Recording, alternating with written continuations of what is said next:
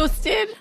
Every time I talk about this, I get a lot of hate online, and people just eat me alive for what I say. But it is the most empowering way, and I'm going to show you why. So, if you've been ghosted and you're pretty mad about it, this video is for you. What do you do when you're ghosted? Answer: nothing. Nothing at all.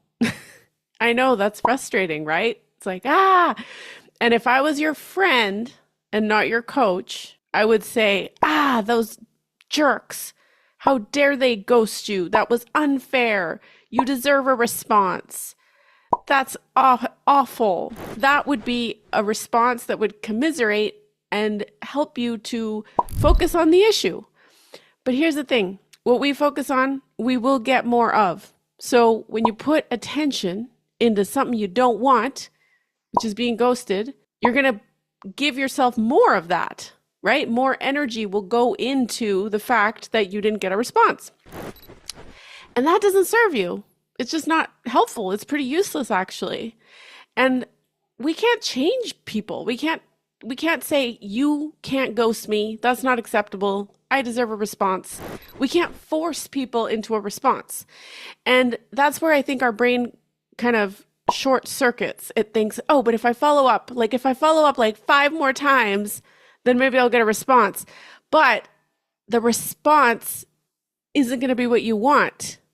And the lack of response is already a response. The lack of response is all the response that you actually need. And I would invite you to consider that the lack of a response is a response. It's a very clear one. It's saying, not right now. No. It could be saying a bunch of stuff. It could be saying we're too busy and we're too disorganized and we actually have no idea what we're doing, but our focus isn't right now on hiring you and we're on a different timeline. Like, it could mean any of those things, right? But what it doesn't mean is keep calling us back and then we'll hire you. So if you want to get hired, the fastest way to do that is to move on.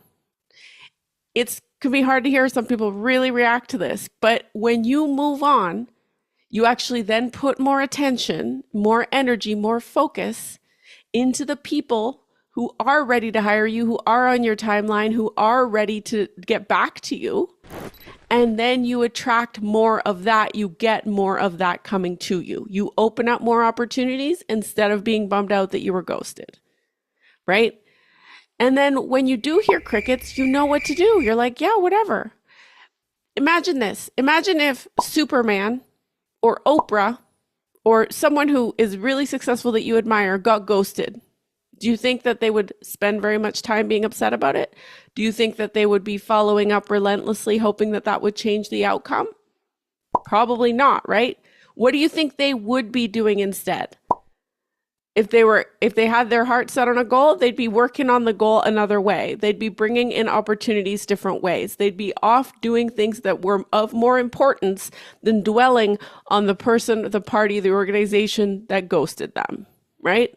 It's hard to hear. Sometimes it's like I said, it could be pretty controversial. People don't like it. It's like when I post on LinkedIn about this, I get eaten alive. People are like, this is not fair. It's not acceptable. We can't ghost people. That's not fair. And while I might agree with that, and I think, yes, absolutely, we should try to respond to everybody that we can and let them know. Maybe we should even be getting on a call with them and letting them know exactly what happened. That is not going to be the reality of the situation. We're never going to change the world to be like that, right? So we can't expect ourselves to change that. It's a futile endeavor. So we end up focusing more on it.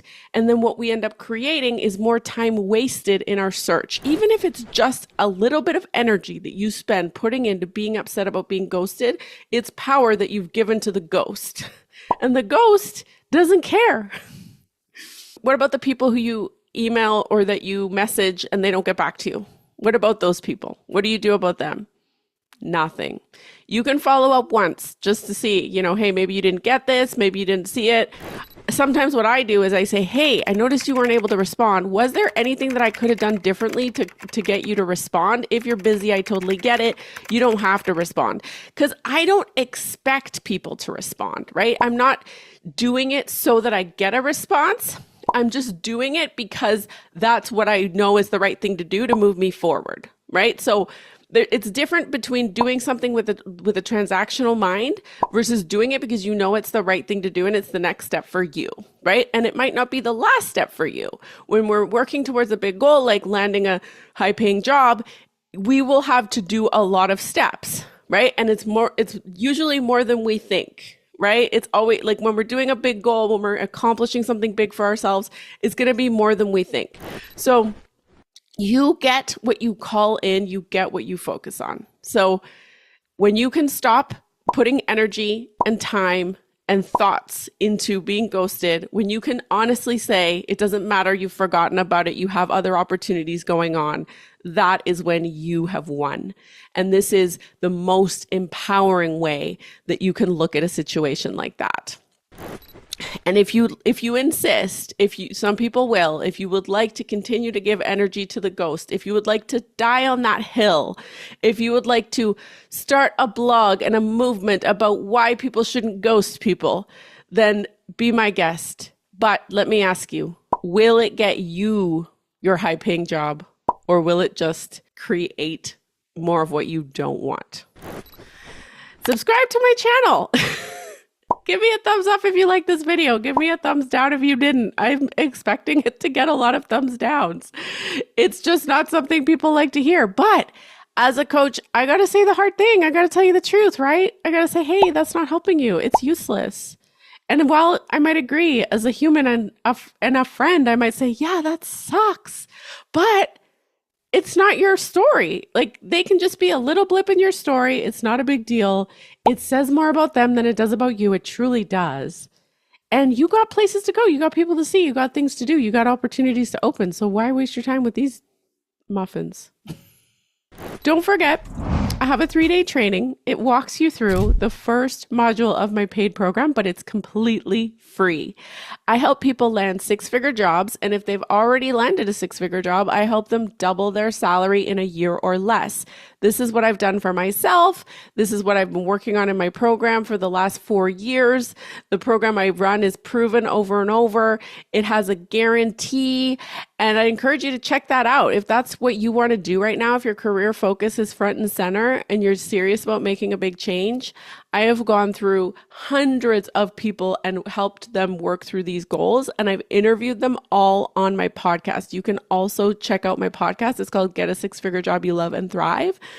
If you want to listen to some of those success stories, or you just want to have me in the car when you're driving, you can listen to me on the go on the podcast as well. But subscribe to my 3-day training. When you subscribe, you'll also get all my other free goodies as well.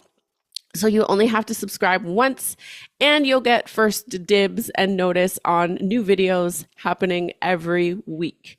I will see you in the next video.